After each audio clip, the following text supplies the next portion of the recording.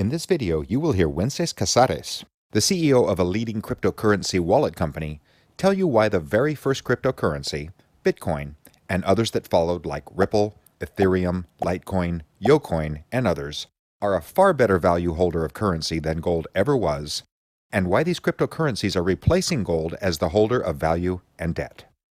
Anthropologists say that there's no evidence of any tribe, much less a civilization, that ever used barter for trade. And that should be quite counterintuitive to most of us, because we are taught in school that we first bartered, and then we invented money because bartering was too hard. Well, that's not true. That never happened. From about 100,000 years ago to about 25,000 years ago, the way we did trade was that everybody in our tribe would know that you killed a big buffalo, and I would come up to you and say, hey, you're not going to eat that whole buffalo. Can I have a little bit of meat? And you would decide whether you want to give me some meat or not. And other members from the tribe would come and ask you for some meat, and you would decide who do you give meat to and who you don't give meat to. And you have to remember who you gave meat to, and because you hope that they will pay you back somehow, sometime in the future. It's a very subjective system, but that's how trade worked. We all walked around with these subjective ledgers in our minds of who owes us what. And hopefully those people eventually repaid us, and hopefully they repaid us in something that felt fair to us. It was never going to be, usually not in the same way we paid them. It's an incredibly subjective system, but we used it for a very, very long time, for 75,000 years at least, longer than any other system. Until someone very intelligent in our tribe came up with a new technology, an innovation, and said, you know what, Wences, can I have a little bit of your firewood? Everybody knows that you have a lot of firewood. And I said, sure, here's your firewood. And this time, this person said, you know, we're going to try a new technology, a new innovation. Here are some beads for you. And I said, no, I don't need beads, thank you. And said, no, this is not about whether you want or need beads. We're going to use beads to keep track of our debt. So we don't have to remember them subjectively anymore. You just keep the beads, and that will be how much you are owed. And it was such a successful technology that it just took off. And very quickly, in a couple thousand years, it's impossible to find some tribe or some civilization that doesn't have some form of ledger, objective ledger. Some tribes chose salt, some others chose rocks, seashell, different forms of ways to keep track of debts in their society and their tribe. Anthropologists go as far as saying that if you describe to them the environment of a tribe, they can easily predict what's going to emerge as a ledger in that tribe, because it's always something that the most important quality that that object has is that it's scarce. It makes sense, because if something that we are going to use to keep track of debts, if it's not scarce, if we use tree leaves, I can simply pick leaves from a tree and create fake debt to benefit myself at the expense of everybody else. So scarcity is the most important attribute of these things to keep track of debts. But also, there are 5 other attributes that are very important. One, that they are durable, that they don't decay or corrode, etc., that they be transportable, that they be divisible, recognizable, and fungible. This system took off and worked really, really well for about 20,000 years, from about 25,000 years ago to about 5,000 years ago. And 5,000 years ago, what happened is that tribes began to trade with other tribes, and they needed something in common. We had beads, you had seashells, and we couldn't trade. And what happened then is that gold emerged as not the universal ledger for one tribe, but the first universal ledger. And it was gold because it was something that was universally scarce. But it was also transportable, durable, divisible, recognizable, and fungible. This very short and high-level history of money, I want to illustrate 3 myths that if you believe in any of these 3 myths, it's really, really hard to understand the proper function of money and why Bitcoin matters. The first myth is that money was born out of barter, when actually it was born out of a need to keep track of debts. The second myth, and perhaps the biggest myth, is that money is backed by something. And when actually money has never been and will never be backed by anything, it's just a ledger. And people say, well, but the the dollar used to be backed by something. Right now it's not backed by anything, but it used to be backed by gold. But in truth, that implies that gold is backed by something or has some intrinsic value. And the truth is gold does not have any intrinsic value beyond being a great ledger, beyond being very scarce. We use it for jewelry because it's very scarce, because it represents wealth and power, but not because it's pretty. And this is a very common misunderstanding about money, that it's just a ledger, it's not backed by anything. And the final one is that money exists because it's created by government and because it's sponsored by government. And the truth is that money has been around for a lot longer than governments have been around, and it will be around as long as there are social interactions around. It fulfills a very basic social need. From where we are standing today, it's hard to understand the importance of gold, because right now the universal ledger is not gold, it's the US dollar.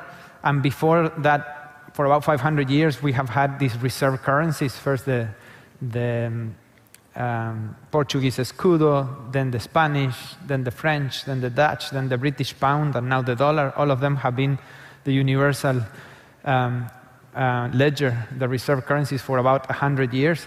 But none of them have been anywhere near as good as keeping value as gold has. You know, if you had $100 in the 1800s and you saved it as $100, it was quite a lot of money. It may be more than a person's yearly income back then, and today you would have just $100. If you had put that in gold, you would have the same value of roughly more than a person's yearly income today. And we know of nothing else that is so good at keeping value other than gold. It's quite incredible that the best ledger we have ever found is such a primitive thing that takes billions of dollars to dig it out of the ground, and then we lock it in vaults underground again. It's incredible that with all the technology that we have today, that's the only one ledger that we can all use where we are not trusting a person, we're not trusting a bank or a company or a government, we're just trusting that it's something really scarce. The qualities that make gold such a great ledger is that it's so scarce, but it's also divisible, it's portable, it's durable, it's recognizable, and it's fungible. About 5 years ago, at the beginning of 2009, Bitcoin was created, and it's a universal ledger that serves as digital money in a way in which just as like with gold, you don't have to trust anyone. You're not trusting a single person, you're not trusting a company, a bank, or a government. And when you compare Bitcoin to gold, it's incredibly superior in each one of these aspects. Not by a little bit, but by a lot. And it's the first time in 5,000 years that we have something that is immensely superior to gold. The most important way in which it's a lot superior is that there will never be more than 21 million Bitcoin, period. It's mathematical perfect scarcity. You can trust that. As with gold, we mine more gold every year, about 2,000 tons a year. In terms of the divisibility, each Bitcoin is composed of 1 million pieces called bits. So 1 million bits are 1 Bitcoin. It's incredibly easy to divide. And the portability is also really important. Up until now, if I want to do a transaction with any of you, with $1 or a gold coin, in this room it's very easy. I can walk up to you, and if I voluntarily want to give you $1, you take it, and the transaction's done, and we've done a transaction between the two of us without any third party. But the second we want to do a transaction with someone who's not in the room, we always need a third party, and that has been the case forever. You know, we needed. That's how banks got started a very long time ago, but that's how we have today. Also on top of banks, credit cards and things like PayPal, etc. It's just impossible to do a transaction with someone else without both of us trusting a middleman. What's remarkable about Bitcoin is that it allows us to do a transaction with anyone else in the planet in real time and for free without any third party and without any added trust. You can do a transaction with someone you don't know anywhere in the planet in real time and for free. Think about that for a second. We can call right now someone in Jakarta, Indonesia, and put them in that big screen on Skype for free. We can see them, we can hear them, they can hear us, they can see us. And after we hang up, we want to send them 1 cent, which should be a lot easier, because that what just happened is quite magic in terms of all the technology that had to be available for us to see them. But when we want to send them 1 cent, it's just not possible. The few ways there are for us to send 1 cent to someone in Indonesia will cost at least 50 cents, will take at least 3 days, but more often it will take like $50 or more than a week to get there. It's just impossible to move that kind of money. And with Bitcoin, you can move a cent or $1 million and just as quickly and just as cheaply. It's the first time in 5,000 years that we have something immensely superior to the best form of money we had seen until now. The 3 functions of money, when money works well, it's a way of saving, it's a way of paying, and it's a way of pricing. Right now, I happen to believe that these are the ways in which Bitcoin is going to develop. Most people who have Bitcoin today are using it as a way of saving. They are not using it for payment so much, because there's only about 7 million people who own Bitcoin, so there's not very many people you can transact with, but most of those people are owning Bitcoin because they believe in Bitcoin and they want to save in it. And I think the good thing about the saving function of Bitcoin is that if you want to buy some Bitcoin, you don't need to ask anybody's permission. No one needs to accept it. You just buy some Bitcoin and hold them. Whereas for payment, we need a lot of people to accept it. I think that once we have enough people who have Bitcoin for other reasons, it will become a payment mechanism naturally. But I think for now, we are in the first few years stage in which people are adopting Bitcoin mostly to save or as a curiosity. And once we have enough people that own Bitcoin, it will become a payment mechanism naturally. And then if it's used enough as a payment mechanism, it's only natural that it becomes also a way to price things or a unit of account. Since launch, Bitcoin didn't have a lot of traction from 2009 to about 2011, and it began to see some serious traction in 2011. This chart is a little old. Now there's about 7 million people who own Bitcoin. There's between 20,000 and 100,000 people who are buying their first Bitcoin every day. I think Bitcoin may be the most important social experiment that is going on right now.